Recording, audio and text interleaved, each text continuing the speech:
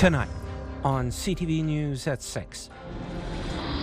There are 16 of them. There's no more legal action I can take. When is the MNR going to seize this Wanapate man's wolf dogs? And she's 85 years old. Just do it. Just do it. We'll introduce you to a Sudbury woman who can check one thing off her bucket list. CTV News at 6 with Tony Ryma and Rick Wyman with weather. Good evening. So glad you could be with us on this Friday, August 22nd. Highway 11 was closed for a few hours today near Matheson, east of Timmins, because of a collision. Provincial police say the crash happened on Highway 11 at Burton Road in Matheson. It involved a transport truck and a horse and buggy.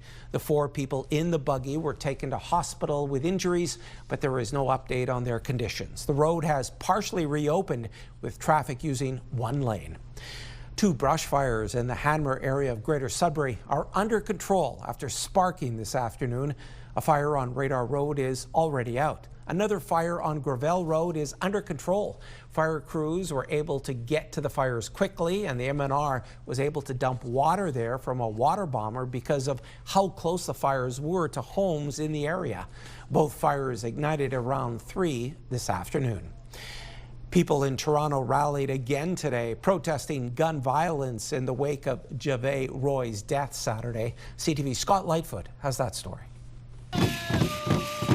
They gathered to mourn and to call for change, all in memory of 8-year-old Jahvai Roy. Jahvai's voice is still going to be heard regardless of if he's with us in this physical world. He's now with us in spirit. Justice for Jahvai is what organizers called this rally outside City Hall, just 6 days after the boy was struck by an errant bullet meant for someone else.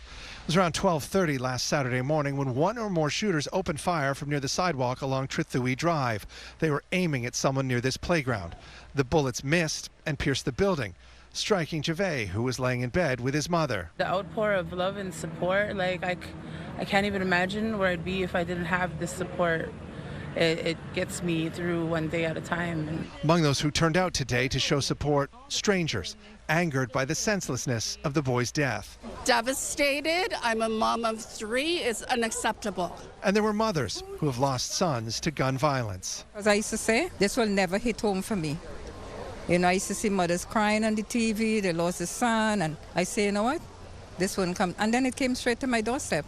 This isn't just an everyday shooting, stuff that you're numb to by now. This is a child. He should be starting school in 2 weeks with his friends, and is not.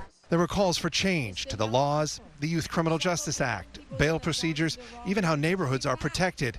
A number of politicians were on hand to hear the demands. I'm feeling the hurt and the pain from the community. Every 8-year-old should feel safe. Every mom and dad should feel safe in their own homes, in their bed with their kids. But if you're not safe sleeping in bed at night, you wonder, like, what the heck's going on in the city? There is also frustration that someone knows who pulled the trigger that fired the shot that killed Jahvai. But so far, no one has come forward to say who it was. At the end of the day, someone's going to rat this guy out for some money, because that's what it comes down to. He is a coward. He's a child killer. He's going to go to prison. However, and whenever it comes, those who knew Jahvai say they believe his legacy will be one of change and of justice. We're going to fight super hard for him, and I know I have the whole city behind me, my community. I know there'll be justice. Scott Lightfoot, CTV News. The municipality of Fauquier-Strickland recently passed a draft budget to raise property taxes by 80%. The mayor tells CTV News that draft budget is currently under review by the province. She says the draft was a requirement by the province or the municipality wouldn't receive any emergency funding. CTV's Lydia Chubak has details. People who live in Fauquier-Strickland are facing a massive tax hike. Mayor and council recently passed a draft budget that proposes an 80% increase as a result of the municipality being $2.5 million in debt and its bank not lending it any more money. Mayor Madeleine Tremblay says the province required the draft budget before agreeing to give the municipality 3 monthly installments totaling $300,000. That money is to help ensure Operations like garbage collection continue, and payments for policing and social services are made as council is obligated to maintain all services. I don't know if it's realistic to raise our taxes 80% realistically for our expense that we have. But and the municipality will have to. We already did lots of cuts. Council does recognize the need for a significant tax increase, though. But I can read you this. They are also concerned with the ability of ratepayers to afford this increased levy. Residents I spoke with are angry about the municipality's financial crisis, and most people did not want to appear on camera. Those who did agree to speak publicly say council has made some poor financial decisions over the past few years, such as building a new municipal office and medical centre. What do? I want to start a business down the road. I've spent over $200,000 renovating an old restaurant and a store beside it and a house, and I want to get a business going, and now I don't even know what my taxes are going to be. I don't know if I can get insurance. It's really scary. It means I'm going to have to pay more taxes for nothing. Should be them that's paying it. Shouldn't be us. One woman who did not want to appear on camera says the 80% tax increase is just a draft proposal at this time, and says people should hold off on bashing the mayor and council. Some residents are calling on the mayor to resign. You don't start running when the tough time are coming. And that's why, but I have to tell you, it's the hardest thing is the separation into the community between the people. Tremblay says the municipality now awaits a response about its draft budget from the province, at which point council will have to determine a final tax increase. Bills will be sent out in early September. Tremblay says 49% of the municipality's tax revenue comes from a gas company that runs a pipeline on its land, and about 500 residential property owners make up the other half. Lydia Chubak, CTV News, Fauquier-Strickland. It's Friday, summer, and another day of above seasonal temperatures. So what's in store for the weekend? Here is CTV's Amanda Hicks filling in for Rick Wyman. Amanda. Thanks, Tony. And yes, it is Friday. Happy Friday, everyone. We made it to the weekend here. And I'd love to say we have a beautiful summer weekend ahead of us, but we do have some rain. I mean, it's going to be good for the gardens. And, you know, we do need that rain for sure. The temperatures are going to feel a little bit more comfortable, a little bit below seasonal. We are going to still hold on to that humidity as we head into the weekend. Definitely some precipitation on the way too. More depending on where you are, less depending on where you are as well. I'll have those details coming up a bit later on. Tony, back to you. Thanks, Amanda. An Anishinaabe-led post-secondary school in Sault Ste. Marie has hit another benchmark in its accreditation process. Shingwak Kanuma Gegamek, or SKG, received a 10-year approval from the Indigenous Advanced Education Skills Council. This approval allows SKG to submit new programs directly to the Council for standalone accreditation. The school is partnered with Algoma University and is working to become a degree-granting post-secondary institution. This approval brings it one step closer. What will happen to them? Still to come on CTV News at 6. The MNR says it's going to seize a Greater Sudbury man's wolf dogs. First, though, let's head to Elliot Lake. There's a live webcam look at the boat launch in the city. Still a warm one out there, 25 degrees. We will return after these brief commercial messages. When you see it happen, send it to CTV News. Text 10400 from your screen to ours. Text 10400. The Timmins Fire Department is in dire need of a new aerial fire truck, according to its fire chief. Scott Atkinson told council at a special meeting this afternoon that it will need to fork over around $2.4 million for the equipment 3 years sooner than projected. He says existing aerial equipment is from the early 2000s and that one is already out of commission and that a new platform vehicle is guaranteed to last around 20 years. Our aerial apparatuses are the one is definitely end of life. I don't know that it can be repaired. And with the increase in costs, maintenance costs on these equipment in the last, I'd say 5 years has been going through the roof. So we're trying to get ahead be proactive here and have a reliable piece of equipment that we can depend on. Council agreed to purchase the vehicle, part of over $4 million in contracts approved this afternoon. A new bulldozer and a backhoe were among the other spending items on the special meeting agenda. 2 weeks ago, North Bay Council made amendments to its accountability and transparency bylaw. Council voted to amend its bylaw so all councillors' expenses are posted publicly. Their expense reports are now available online. This stems from Mayor Peter Chirico using a city-issued credit card for $16,000 in personal expenses. While he's paid that back, he has returned his credit card to the city. An investigation is being done by the OPP into the use of the card. A Greater Sudbury man is urging the Ministry of Natural Resources not to kill his hybrid wolf dogs. He has 16 of the animals on his property in a secured 2-acre fenced-in enclosure. He's trying to work with the MNR to relocate them to a sanctuary instead of the government euthanizing them. CTV's Alan Everson reports. Brighton Bongard is a butcher by day and is feeding his 16 hybrid wolf dogs raw chicken. He knows them all by name and lays down in their enclosure with them to bond and play. He says he knows time with them may be running out with a pending seizure of the animals by the MNR. There's no more legal action I can take. I already have 2 lawyers that are basically fighting them in court to keep my dogs alive.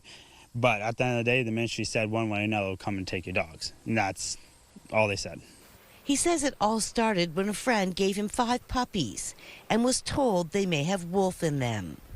After a barn fire on his property, he got visits from Bylaw and the Ministry of Natural Resources about the hybrid animals. He says he's worked with the MNR to fix all of them and do DNA testing.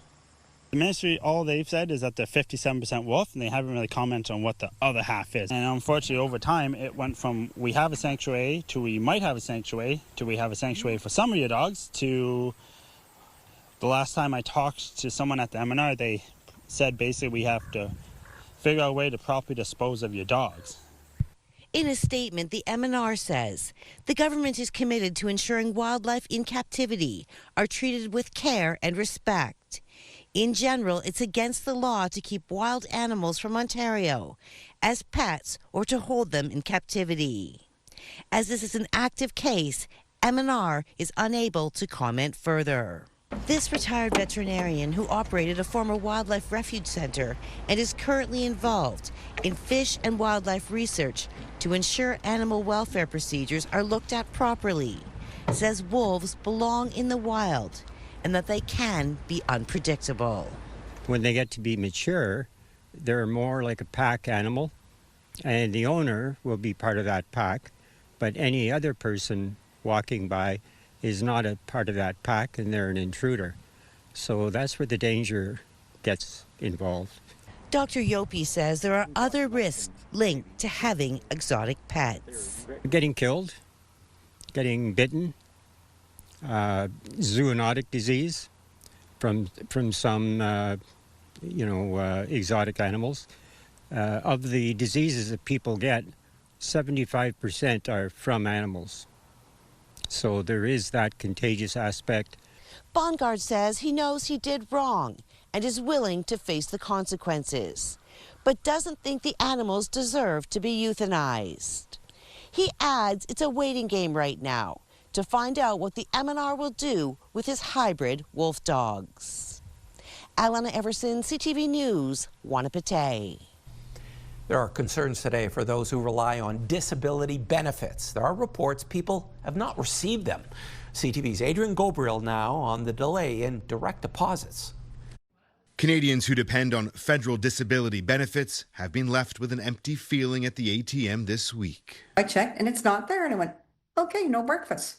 In July, Ottawa began making payments through its new federal disability benefit that tops out at $200 a month for a total of $2,400 a year. It lets them buy some essential over-the-counter painkillers, maybe, pay for their food, pay a backlog of bills and debt, pay their rent. This past Thursday, Canadians living with a disability, like Victoria State, were supposed to receive the program's second payment. Many have been left empty-handed. Excuse me, you started a program for people who are struggling. CTV News called the Canada Disability Benefit Call Centre hotline. We were greeted with this voicemail. Due to a system issue, some Canada Disability Benefit payments issued by direct deposit for the month of August 2025 will be delayed. We apologize for the inconvenience. In March, Prime Minister Mark Carney eliminated multiple cabinet positions, including the now former Minister for Diversity, Inclusion, and Persons with Disabilities. Advocates say issues like this are proof that Carney's move was a mistake. This basically means that we are lumped into a huge portfolio that the current Minister of Jobs and Families is responsible for. So we are not a top priority. We asked the federal government for an explanation as to why payments haven't been made. A spokesperson didn't directly answer our question, saying in part, they are pleased to confirm that the majority of CDB payments are completed.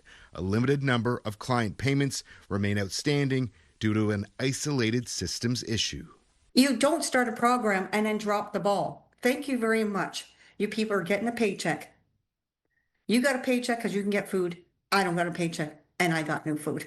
There was some good news late this afternoon. Following our questions to the federal government, we began to hear from some who say they've now received their deposits.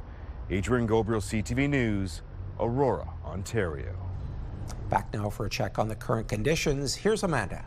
Thanks, Tony. And I don't know about the folks at home, but that heat snuck up on me today. The cloud coverage was deceiving. High humidex today. That humidex is going to be sticking around throughout the weekend. We are going to be seeing some precipitation, some rain kind of moving through. We're seeing some clouds beginning to roll through our region here. Let's take a look with the current conditions. And we'll begin. We've got cloud coverage across the board here, Moosonee, Cochrane, a little bit more sunny breaks in Kapuskasing and in Timmins between 23 to 25 degrees. Cloudy skies for Wawa, Chapleau and Sault Ste. Marie between 18 to 24. A little bit cooler in Wawa there. To Parry Sound now, where there's a mix of sun and cloud, we're sitting at 24 degrees, still pretty comfortable. Some sunny skies in Kirkland Lake and Temiskaming Shores. A little bit more clouds in North Bay between 23 to 26 degrees, and then more clouds for Espanola and Greater Sudbury, and then sunny skies in Elliot Lake and Gore Bay. Tony, back to you. Thanks, Amanda. In an effort to lower tensions with the U.S. government, next on CTV News at 6, Prime Minister Carney is dropping counter tariffs on a long list of U.S. products. And we have the latest on the search for the missing Norwegian hiker in Canada.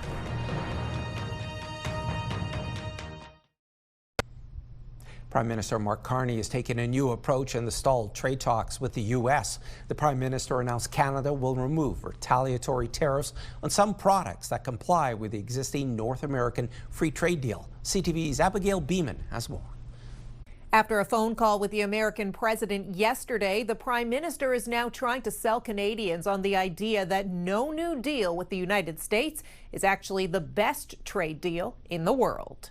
We're matching what the United States has done, what the president has done. We have the best deal of any country with the United States right now. As of September 1st, Canada will drop counter tariffs on U.S. goods covered by CUSMA. Those have been an irritant for Trump, and the Prime Minister indicated that in their Thursday phone call, Trump said getting rid of them would kickstart negotiations. Carney saying they're now intensifying. In the Oval Office, the president now saying he wants to be very good to Canada. He's removing his retaliatory tariffs, which I thought was nice, and we're going to have another call soon. Okay. Yeah, we had a very good call. You're getting closer towards an agreement on trade? I like them. Carney is trying to sell this as matching the U.S., using that word multiple times, since the U.S. has no tariffs on CUSMA-exempt goods. But the tariffs that remain from the U.S. on steel and aluminum are higher than Canada's. We're not raising those today. We've matched the tariffs on autos, similar structure as the U.S. We do have a difference between our tariff on U.S. steel and our tariff on U.S. aluminum. those are part of the intensive discussions that were underway right now. Ahead of the announcement, the Prime Minister brought Cabinet together in a virtual meeting, and the minister responsible for U.S. trade briefed the rest of caucus after. Carney also said the renegotiation of CUSMA could take as long as 18 months to work out. Trade experts say what happens there will be the real issue for the long term. The Prime Minister is also promising a new, quote, industrial strategy in September for all sectors hit by tariffs, mentioning autos and agriculture in particular. The Prime Minister has long talked about diversifying trade partners in the face of the U.S. trade war, and next week he heads to Germany to work on that, bringing along a handful of key ministers with him. Abigail Beeman, CTV News, Ottawa. Canadian cultural and broadcast industry groups are calling on the federal government to resist pressure from the U.S. and keep the Online Streaming Act and the Online News Act out of trade negotiations. The executive director of a coalition representing the cultural sector says it is on high alert. The U.S. State Department Human Rights Report criticized the Online News Act, and last week several Republicans urged the administration to push Canada to eliminate the Online Streaming Act. Prime Minister Mark Carney has indicated that he may be open to repealing the Online News Act. Earlier this year, his government scrapped the digital services tax when that became an irritant in the trade talks. New details now in the disappearance of a Norwegian hiker who's believed to have been swept away by a fast-moving river in northern Manitoba.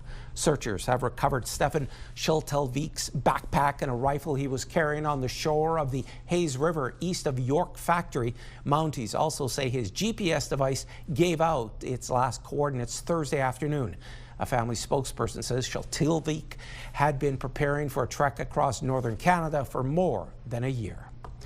Hurricane Erin isn't expected to make landfall in Canada, but Nova Scotia will feel its impact. Meteorologists say the storm could bring 5-meter-high waves and winds up to 70 kilometers an hour to Nova Scotia. Residents are warned to stay out of the ocean due to the risk of riptides. Waves are forecasted to subside sometime Saturday. However, Erin is not expected to bring rain. Fire crews in the province are concerned that shifting winds will increase the spread and intensity of the Long Lake wildfire that's threatening Annapolis Valley. And a quick update for you on the brush fire in Hanmer in Greater Sudbury. The MNR says the 1.7-hectare fire near Notre Dame Avenue and Gravel Drive is not under control. An initial attack of the blaze was carried out using aerial suppression from 2 water bombers and helicopters, followed by fire ranger crews. We'll keep you updated on this fire. And there's more news still ahead, but first, here's your full weather forecast with Amanda. Thanks, Tony. We're trading some sunshine for a few showers this weekend. And guess what? The rain is bringing its best friend, humidity. Let's get into it with the full forecast, starting with the forecast radar. So we are going to see some pockets of precipitation this weekend, throughout the weekend. For the most part, more or less, depending on where you are. Chapleau, for example, is supposed to get 26 millimeters of rain by the time the weekend ends. And as you can see behind me, a big band of precipitation just kind of heading that way. And looking at things overnight, though, it's still Friday night. There's still lots of night left, but we do have showers beginning in Sault Ste. Marie, chance of showers in Timmins overnight, increasing cloudiness in Temiskaming Shores, and partly cloudy skies in Sudbury. So pretty comfortable, but it does feel, you know, I would say pretty comfortable overall. We have had some warmer nights out there, that's for sure, this weekend. Moosonee, mix, we've got chance of thunderstorms, 16 degrees there. Chance of thunderstorms with the following communities here, and then increasing cloudiness in Parry Sound. 7-day forecast starting with Sudbury, Nickel Belt, chance of showers for tomorrow, risk of thunderstorms, 22 degrees, 18 on Sunday, chance of showers. Monday, only 15 degrees, chance of showers, and then by Wednesday, we'll see some sunshine and a high of 21, getting closer to seasonal temperatures. For Sault Ste. Marie, Algoma, chance of showers for tomorrow, high of 26, 20 on Sunday, chance of showers continuing on into Tuesday. By Wednesday, a mix of sun and cloud, temperatures raising to 19 degrees, 21 On Thursday, a mix of sun and cloud, closer to that normal for this time of year. For Timmins, Cochrane, Kapuskasing, chance of showers, risk of thunderstorms for tomorrow, high of 22, 17 on Sunday, temperatures falling to 12 degrees on Monday with a chance of showers, and then picking up by Wednesday with a chance of showers. For Timiskaming Shores, Kirkland Lake, chance of showers, risk of thunderstorms for tomorrow, high of 22, 19 on Sunday with a few sunny breaks there, continuing on into Monday as temperatures fall to 13 degrees, single-digit temperatures. Look at that on Tuesday, 6 degrees overnight, and throughout the day, 16 with a chance of showers. And finally, for North Bay, West Nipissing, chance of showers for tomorrow, risk of thunderstorms, high of 24.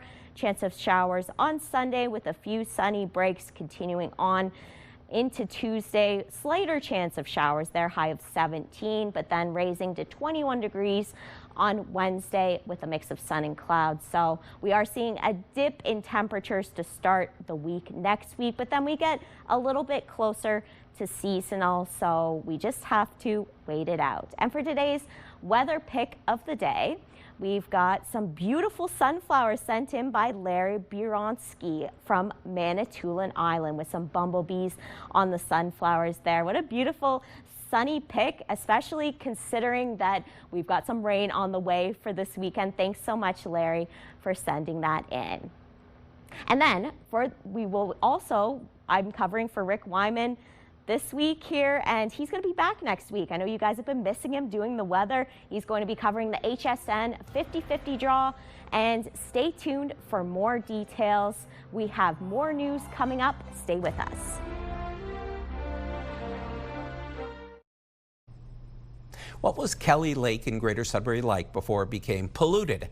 That's what a group of researchers from Laurentian University are hoping to find.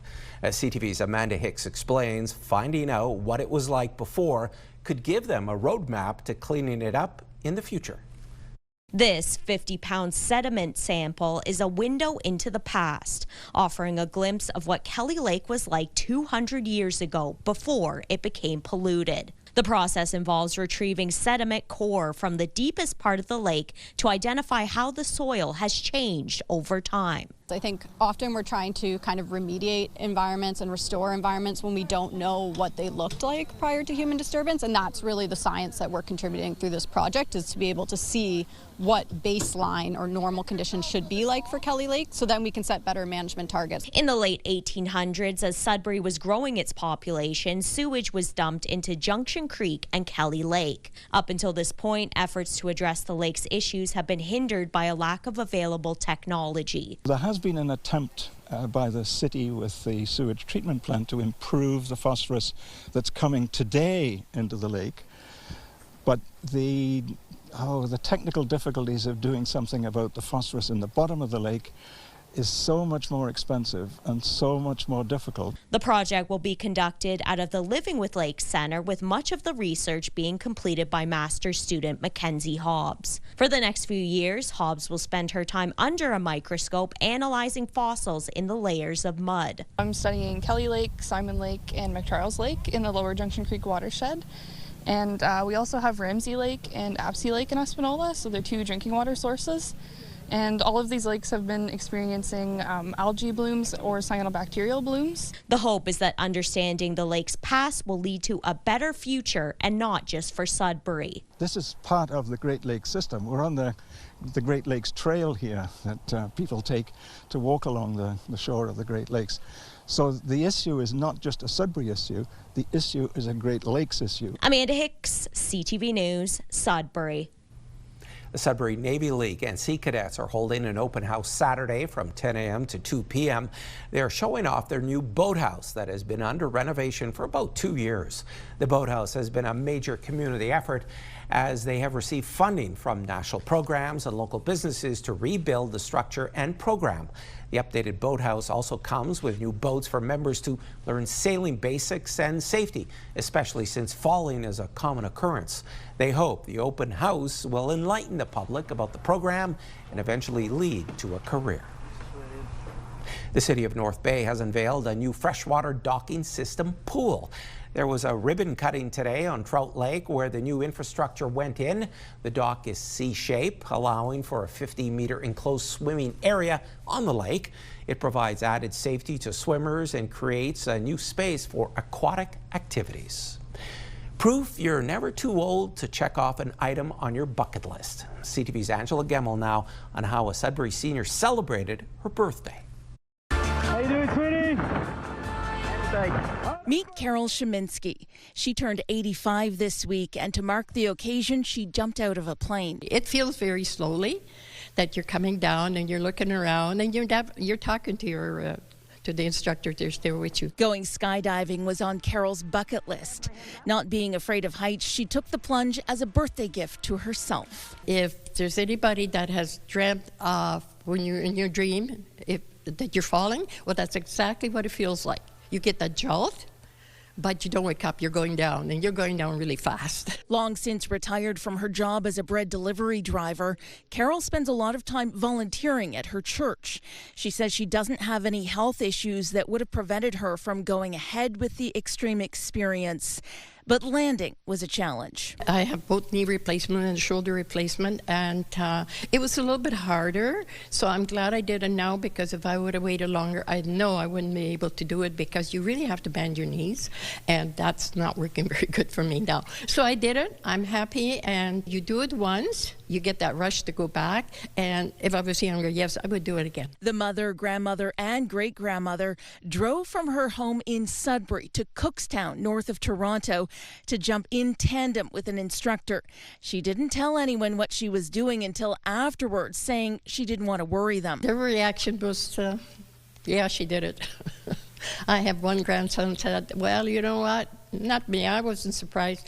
If I hear somebody say, look, your Baba's running with the bulls, just I'll believe it. Carol was mum on what's next on her bucket list, but she did say if she was somewhere with zip lining, she would try that.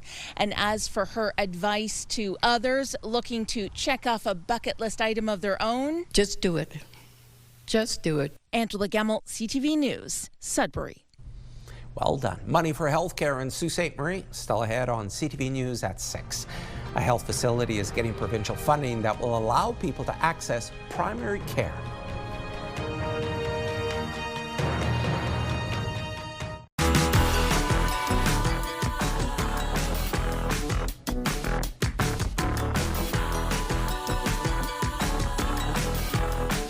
There's a lot to love here in Greater Sudbury.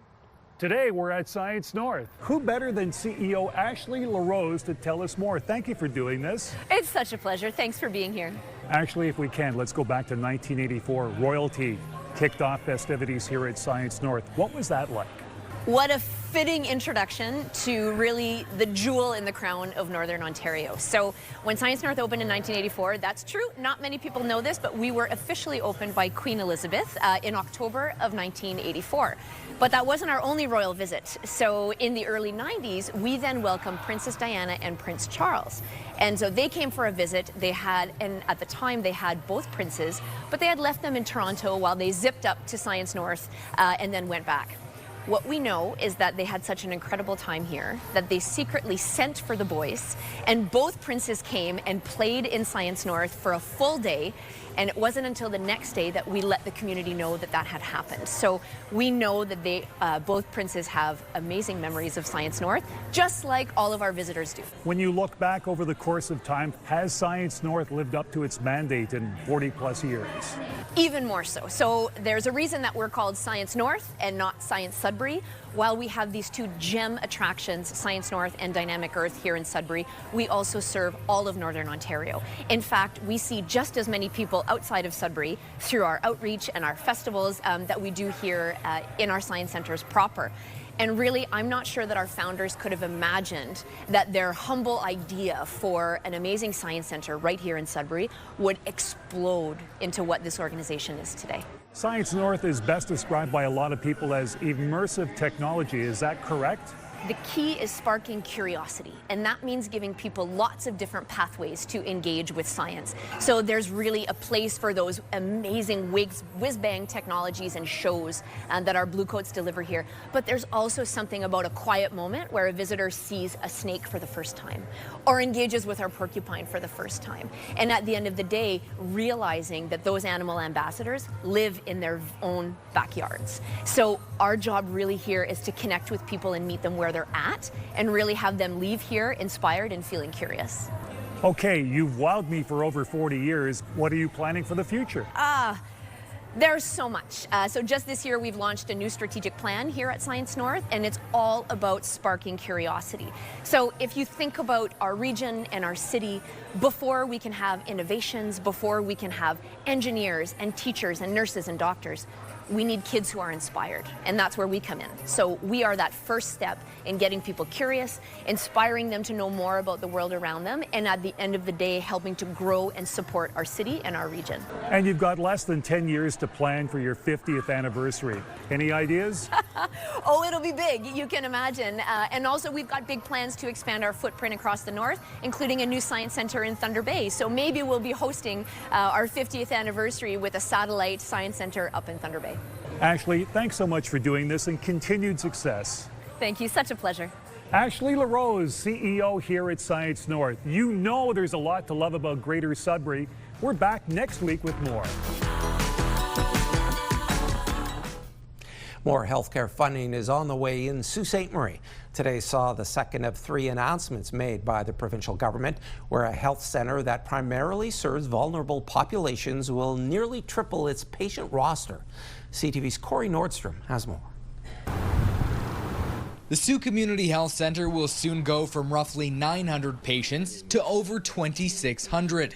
It's a result of funding from the province's Primary Care Action Plan, targeting areas with the highest number of unattached Ontarians. This round of funding of $807,000 is going to allow us to hire an additional registered nurse, an RPN, and a receptionist, as well as funding for 1 FTE physician. The main focus of today is growing options and increasing access to primary care for yet another high-need postal code in our community, and hitting it at a different level. Since its opening in 2023, the Downtown Health Centre has focused on vulnerable populations and people that may otherwise go without health care. Our mandate has always been to provide accessible services, primary care services, to people who either score poorly on the social determinants of health, mental health and addictions, the homeless, LGBTQ population. Because of the staffing increase, the centre will be able to add to the type of work done by staff and the times they do it. We can increase our hours, which allows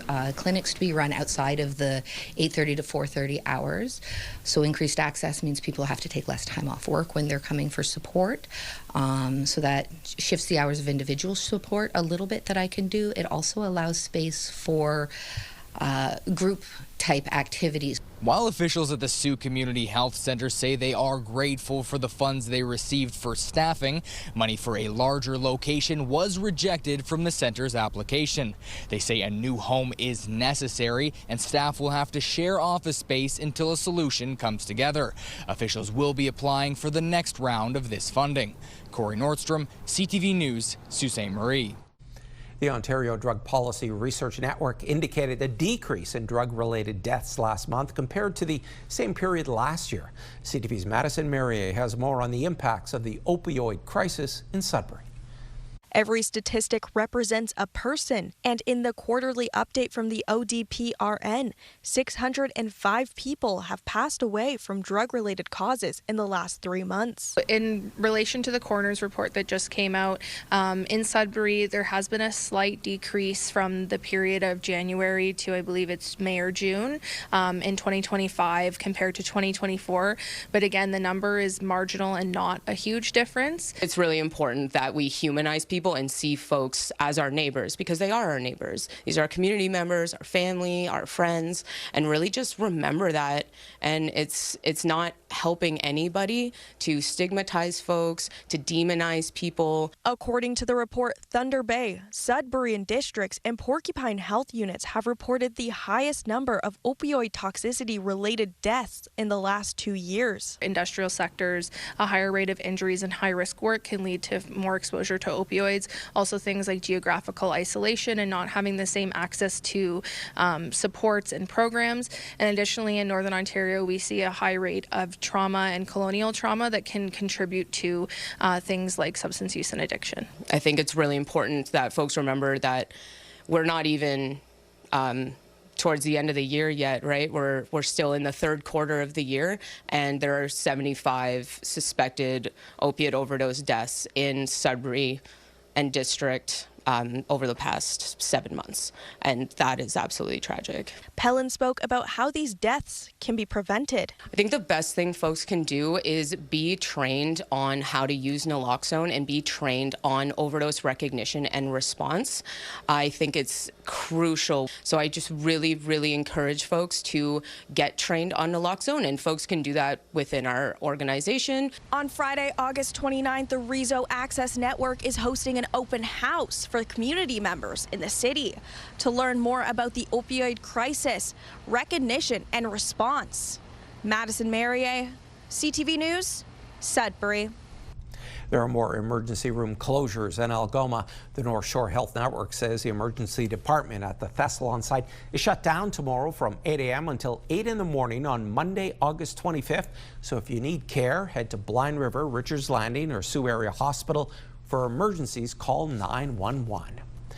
The Ontario Hockey League will be hitting the ice for exhibition play Labor Day weekend and has teams traveling to non-OHL cities to play some of those games. The Sudbury Wolves will be playing a game in Timmins September 3rd. Yeah, obviously exhibition games you're always trying to evaluate, but it's always good even for the fans and different communities to get behind it. And you know what, for our players, we're going to be playing that team in 2 regular season games this year. But biggest thing for us, we're always evaluating, no matter if it's when you show up to the rink, what you're doing in the community, you know, how you carry yourself on ice in practices. So for us, we're always evaluating. We don't want only good hockey players, we want good people as well. The full schedules for all 3 Northern clubs are up on their websites and social media, including the exhibition season. A big block party is happening in downtown North Bay tomorrow, and there is a big Canadian band headlining it. Yeah!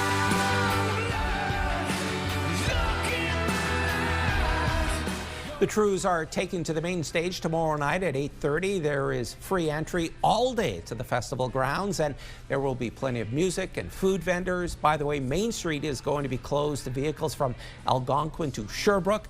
Organizers say this event is to celebrate local businesses and support the North Bay community. Folks, we're back right after this. We have new retail sales numbers today from Statistics Canada. BNN Bloomberg's Marilla Fernandez has more on that. Canadian consumers were spending more in June than they did in May. Retail sales were up 1.5%. Canadians spent $70.2 billion, with the biggest increase in the food and beverages sector. In a provincial breakdown, Ontario residents spent the most, buying more vehicles and car parts. In BC, consumers were stocking up on building materials and garden equipment. Here's a look at how the trading day ended. The Canadian dollar moved up to $72.31. West Texas Intermediate slightly up, hitting $63.66. Western Canadian Select moved up over $1 to $50.60. And the TSX hit another record close today, spiking 277 points to 28,333. Those are your business headlines. I'm Marilla Fernandez.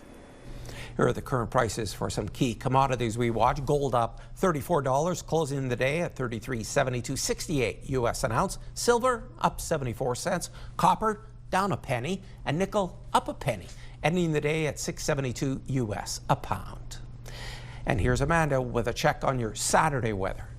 Thanks, Tony. We have some wet weather on the way this weekend.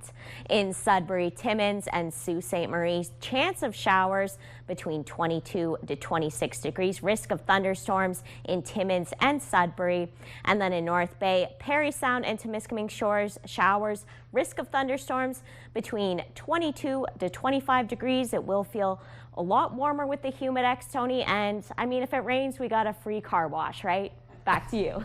How true. Thanks, Amanda. Finally, we leave you tonight with a singer who will be performing at the Massey Fair Saturday evening. Here is Aaron Goodvin with Your Time to Stay. Thanks so much for watching. Have a good weekend. Good night. We both said some things that we can't unsay. Standing face to face might as well be a million miles away.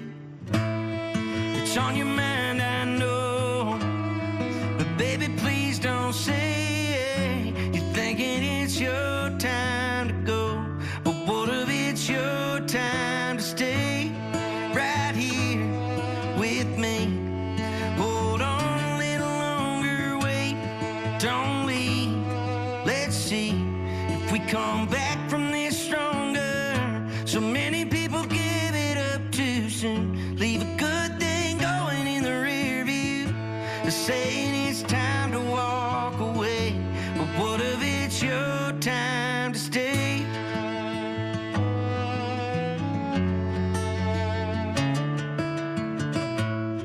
I know I can be hell on a heart. It's a miracle we even ever made it this far. Just need a lot more rope and a little more faith. You're thinking it's your time to go, but what if it's your time to stay right here with me? Hold on a little longer, wait, don't leave. Let's see if we come back from this